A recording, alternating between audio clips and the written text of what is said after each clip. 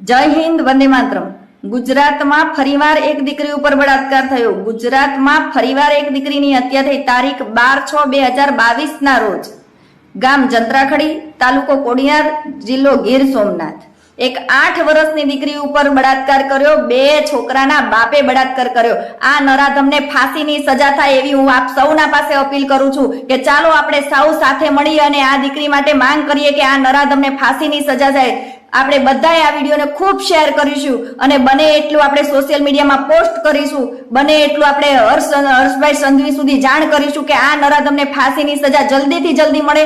અને આપની પાસે એવી આશા પણ રાખું છું હર્ષભાઈ સંઘવી કે આપને ગૃહમંત્રી બન્યા પછી આપ ઘણી બધી દીકરીઓને મદદ કરી છે, તો આપની પાસે એવી આશા રાખું છું કે આ 8 વર્ષની દીકરીને પણ ન્યાય મળે, એના પરિવારને પણ ન્યાય મળે। એટલે જલ્દીથી જલ્દી આને ફાંસીની સજા થાય એવી તમને બે હાથ જોડી અને અપીલ કરું છું, બે હાથ જોડી અને નમ્ર વિનંતી કરું છું। જય હિન્દ, વંદે માતરમ।